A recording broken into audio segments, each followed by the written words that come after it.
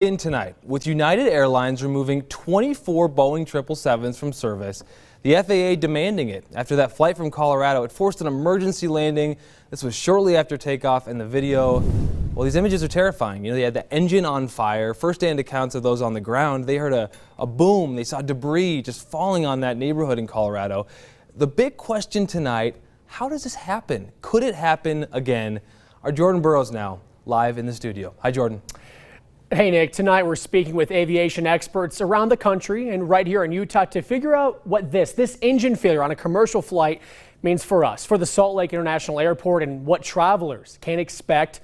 Just a couple of quick facts. That engine failure that you're seeing behind us, this one is earlier on in San Francisco, but the one that happened yesterday in that United Boeing 777, it should never have happened.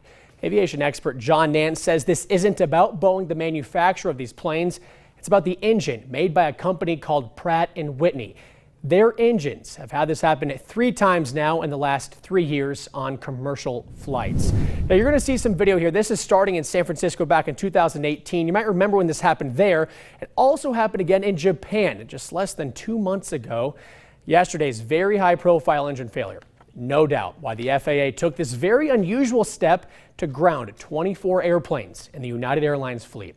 So let's talk about local impact. Aviation expert Robert Mann says United has 52 Boeing 777s in the fleet with this engine, but they have just 24 that they're flying around. So grounding even a couple dozen could mean delays. In a statement we got tonight from United, they told ABC4, quote, "We are working through the schedule to make sure we impact as few customers as possible," end quote. When speaking with Mann, he tells me what we saw yesterday involved 2 large blades that somehow got detached from the rotor and flew off the engine.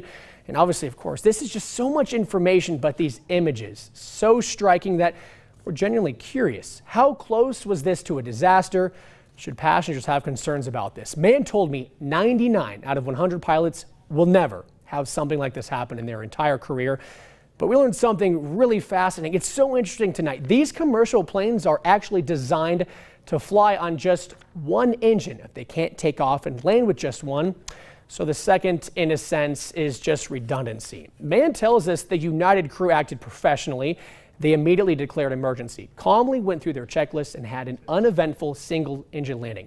Nick, so after what I saw, this could happen again, but if it does, the most important thing to remember, planes are prepared for when an engine fails. Reporting in studio, Jordan Burroughs, ABC4 News.